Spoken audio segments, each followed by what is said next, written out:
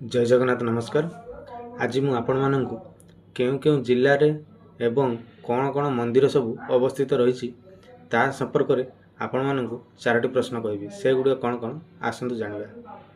Question number 1 Lingaraj मंदिर केउ जिल्ला रे अवस्थित? उत्तर हेउची खोर्धा जिल्ला रे। क्वेश्चन नंबर 2 कपिलास मंदिर केउ जिल्ला रे अवस्थित? उत्तर हेउची ढेंकानाल जिल्ला रे।